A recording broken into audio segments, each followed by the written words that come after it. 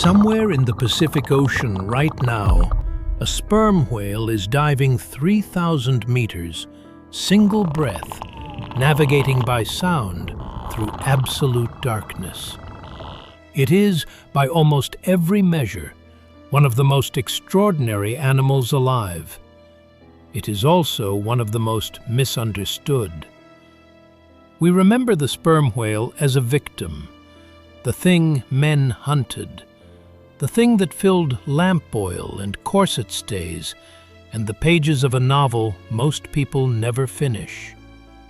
That is not what the sperm whale is. That is not what it has ever been.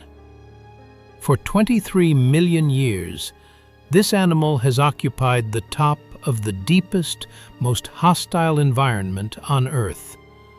Not because it got lucky, not because nothing else tried, because it was built with a precision that borders on the unreasonable to be unkillable, undetectable, and inescapable to anything it decided to hunt.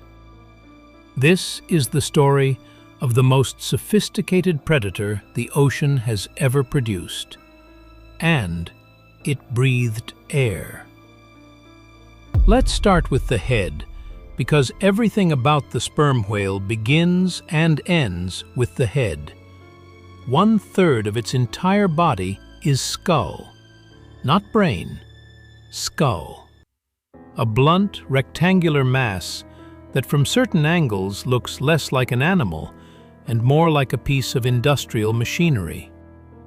Inside that skull is the spermaceti organ, a structure with no true parallel in nature. A cavity filled with a waxy crystalline oil that can be selectively cooled or warmed by the whale, changing its density, adjusting buoyancy with a precision no submarine has matched. But that is not its primary function. The spermaceti organ is an acoustic weapon. The clicks produced inside it are directional, focused, and measurable at 230 decibels. Louder than a rocket launch, louder than anything a living animal produces. A beam of concentrated sound that travels through open ocean and returns with information so precise the whale can detect an object the size of a basketball from over a mile away, in total darkness, at crushing depth. It doesn't see the ocean, it hears it. Every object, every thermal layer, every animal within range is mapped in 3 dimensions in real time. The sperm whale knows what is down there before it ever descends. It knows where to go. It knows what is waiting. The prey never knows anything. The ocean the sperm whale hunts in is not the ocean we imagine. It begins where sunlight ends. Below 200 meters, there is no light, no warmth. Pressure that increases 1 atmosphere for every 10 meters of depth. At 1,000 meters, the weight of water above you would collapse your lungs, implode your sinuses, crush any airspace in your body into nothing. The sperm whale dives to 3,000 meters routinely. Its lungs collapse on the way down, the air forced into passages where it cannot cause pressure damage. Its heart slows to 4 beats per minute.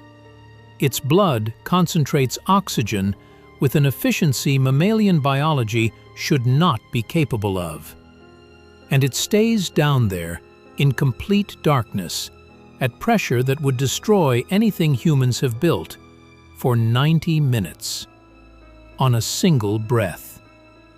At those depths lives the giant squid, an animal up to 13 meters long with eyes the size of dinner plates and tentacles lined with serrated hooks designed to tear flesh.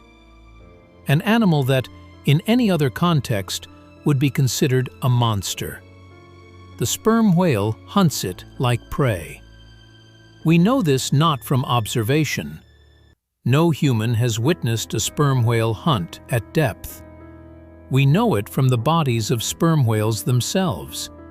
Fresh sucker scars across the head, circular wounds from hooks embedded in skin, evidence of battles fought a mile below the surface, in complete darkness, that left marks, but never a dead whale. The squid fights back. The whale always wins. In 1820, the whaling ship Essex was crossing the Pacific when a sperm whale struck it.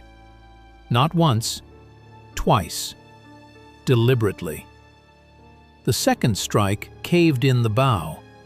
The ship sank in the middle of the open ocean, 1,400 miles from the nearest land. The crew survived the sinking. The 90 days that followed were something else. 8 men made it home. Herman Melville heard the stories. He spent years with them. In 1851, he published Moby Dick and the White Whale, the thing that could not be stopped, that pursued men across the world, entered the literature permanently. Melville understood something that we still resist. The sperm whale is not a gentle giant. It is not a majestic, peaceful creature that man wronged. It is an apex predator of extraordinary intelligence that, for most of its history, had nothing to fear from anything in the ocean, including us. When we hunted it, we brought harpoons, ships, and numbers. It took all 3. The intelligence is the part that is hardest to absorb. The sperm whale has the largest brain of any animal that has ever lived on this planet.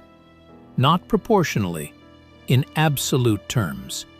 8 kilograms of neural tissue, organized in ways we are still trying to understand. Sperm whales have culture.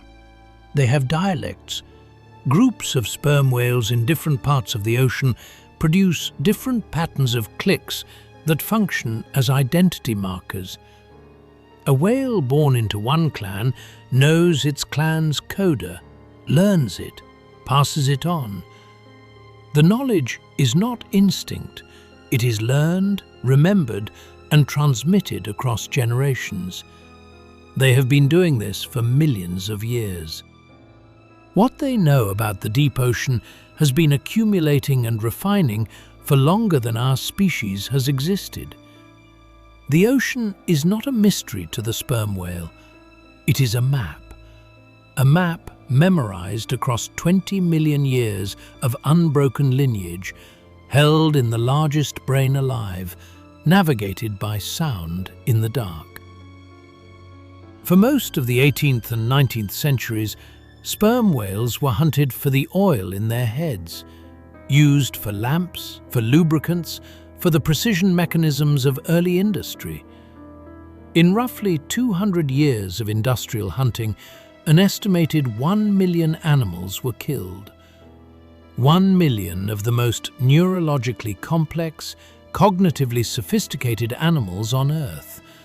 Animals that mourned their dead, that lived in family groups, that remembered things. The whaling industry ended not because we came to understand what we were killing. It ended because we found something cheaper. The sperm whale alive today is a diminished population of an animal that once filled the deep ocean in numbers we cannot accurately estimate. What it is, still, is the most capable deep-sea predator alive, the most acoustically sophisticated animal on Earth, the most cognitively complex non-human mind we have confirmed. What it was for 23 million years before anyone was watching is something we are only beginning to reconstruct from bones and behavior and the scars left on its skin. An animal that made the deep ocean its territory, that hunted in the dark at depths nothing else survived, that sank a ship and inspired a novel and was nearly wiped out by a civilization that used it for lamp oil. And somewhere, right now, 3,000 meters below the surface, one of them is clicking in the dark, mapping the world, descending into the blackness on a single breath, carrying 23 million years of memory into an ocean that has never stopped being afraid of it. If you want more videos like this, like and subscribe. It's the single biggest thing you can do to help this channel keep going.